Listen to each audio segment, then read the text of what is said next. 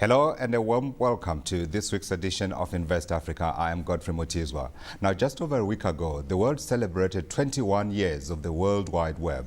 Created by Englishman Tom Berners-Lee, the web has fundamentally changed the way we engage with each other and the rest of the world. That said, the levels of access to modern telecommunications, network capabilities, coverage and investment into the sector are as diverse as the 53 member states of the African Union. This week, we zone in on the state of ICT sector on the continent. Tumisho Panyele brings us this report. A significant increase in the use of mobile phones, internet usage and social media are some of the rapid changes in the ICT sector over the last decade.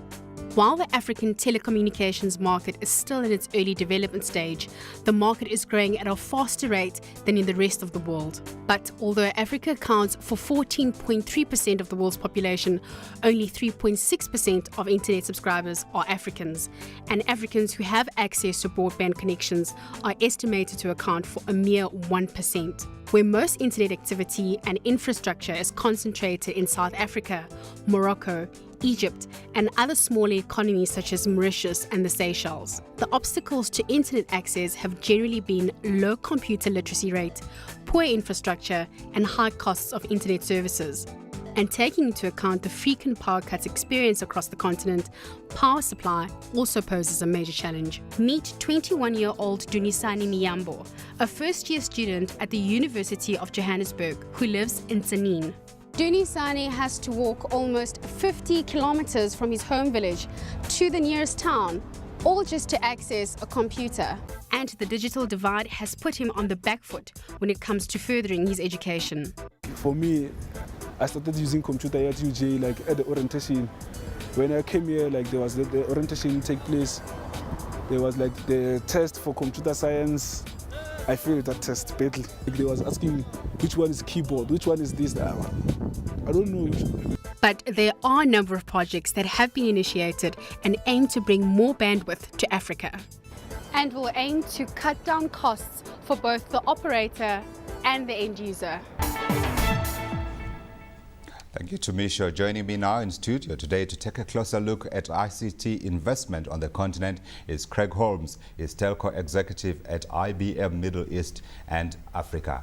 Aidan Baigri, he's head of business development at SECOM, and Dobek Pata, ICT analyst, Africa Analysis. Gentlemen, thank you for your time and thank you for joining me today. Let's perhaps just begin right at the top and try and take a helicopter view of where we are in terms of ICT development in Africa. I mean, when you read everywhere, you read about EC. I was asking the question, is it easy or easy? But this is an everyday lingo. SAT3, SECOM, WAX, Minon, all these are, this is extra capacity that's being added to the continent. But Dobek, paint a picture for me in terms of where we are, in terms of this capacity that's being created in Africa and what remains, and therefore, of course, what opportunity remains to be harnessed by those who are looking at the continent as a growth area.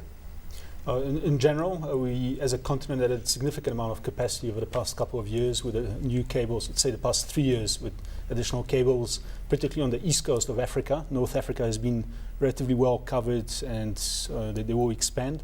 And then we've put in more capacity on the west coast of Africa. So as a continent, if you look at it holistically, we've got sufficient capacity and we expect more cables to be still deployed for redundancy purposes, right, which will bring additional capacity. But as you indicated, the 53 countries of African Union are very diverse, and it's the same with capacity availability within those countries or markets. Not all countries are directly connected to the submarine cables, which means they have to go through either other countries or via satellite, which is still slow and relatively expensive. Yeah. And where we lack connectivity often still is inland on the transmission networks, taking traffic from point A to the submarine cable landing point so right, you can get international connectivity. That's where the problem lies, plus in the access network, which connects you as a user to the network itself. Right. So if we just let's just take a step back and say, from where we are with all the monies that has come in,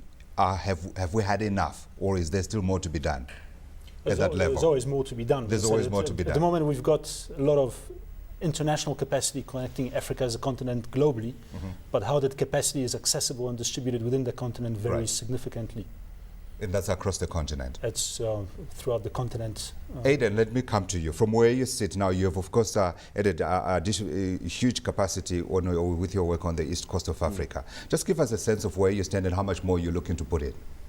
Look, I think from our side, the cable land, and we've got more than enough capability currently to look after demand.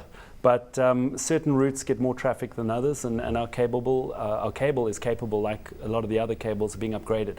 Right. So we've been going through a process of upgrading our cable over the last few months, and we'll continue to do so and double or triple the capacity as needed. So but in terms of overall capacity now, where do you sit in terms of usage, in terms of take-up? We've got plenty of space in the cable still. The challenge is the bottleneck is now inland. It's about giving those countries the opportunity to pull from these affordable submarine cables that are now there and waiting. Right. Let me come to you, Craig. Now, of course, you come in with the hardware and, of course, you come in with technology. Let's speak about you. When you look at Africa, do you still see the opportunity that these gentlemen are painting in terms of what still remains to be done?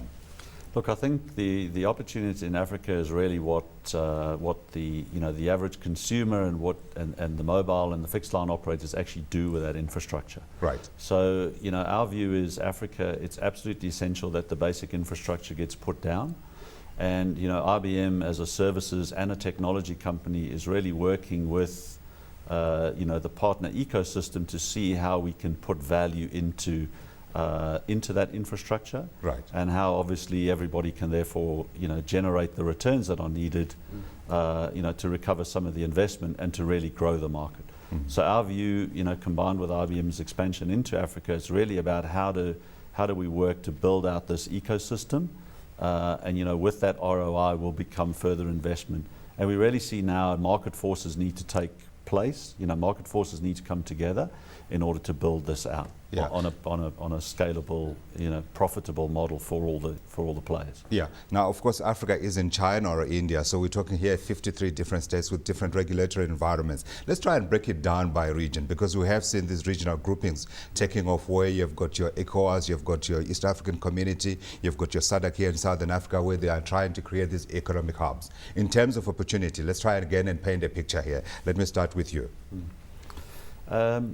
I think we are definitely seeing a strategy, and let's talk about the mobile operators now. We are definitely seeing a strategy around a shared services model, using the sort of East Africa, the Southern Africa, the West Africa, Central Africa, North Africa as the 5 major hubs. Right.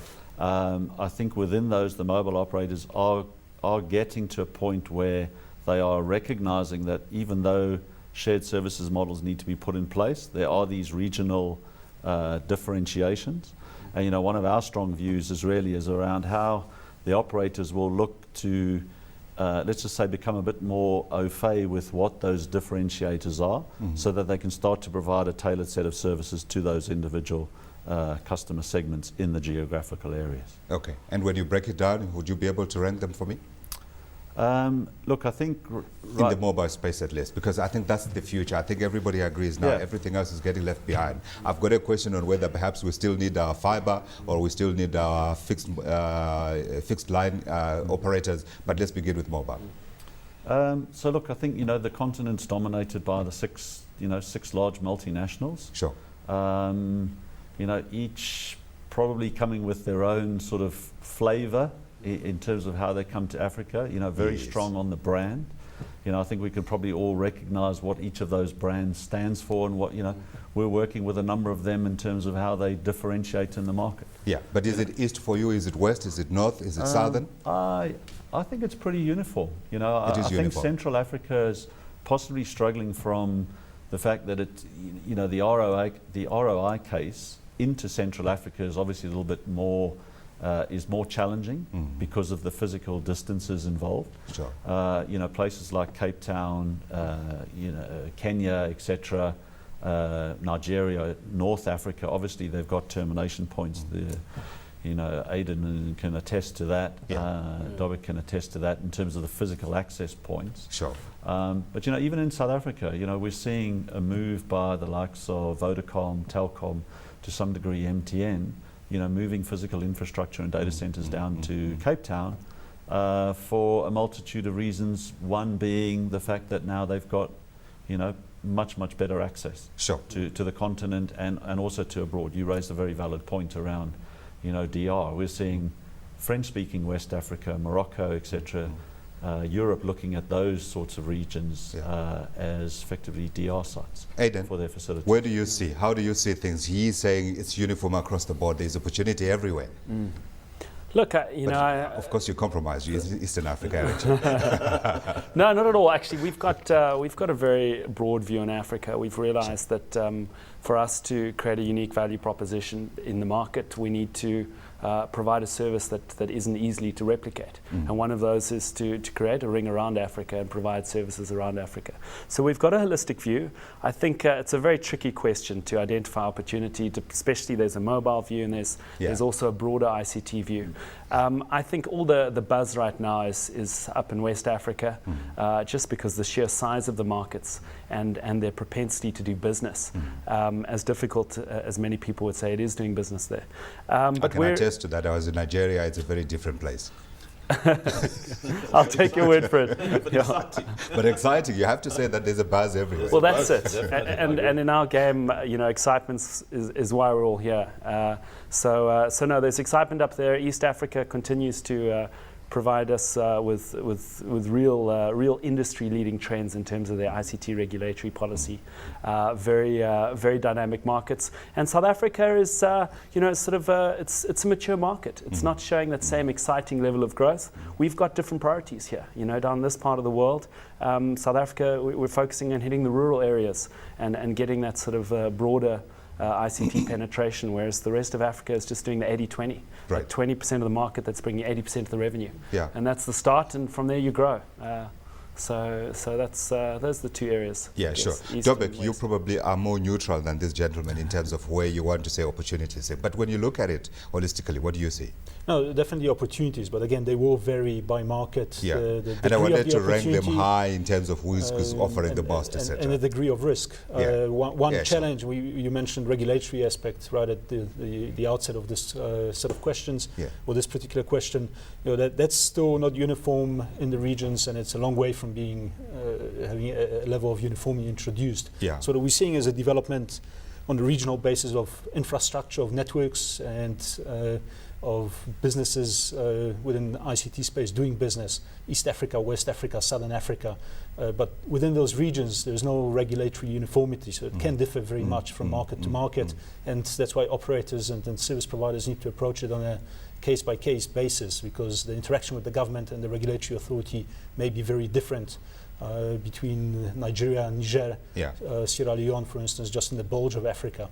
What we are seeing is slow development within through the development within the regions and infrastructure, a very slow migration towards building out a Pan-African network, but that's going to take time. That's another several years into the future. Absolutely, and another discussion, because when you come back, I want us to talk about that regulatory environment and what needs to be done perhaps to create one big market. Everybody keeps talking about Africa's investment opportunity, the billion people, etc. But perhaps now, practically, let's see whether that can be done. We're going to take a quick commercial break, and there is more in West Africa when we return. Stay tuned.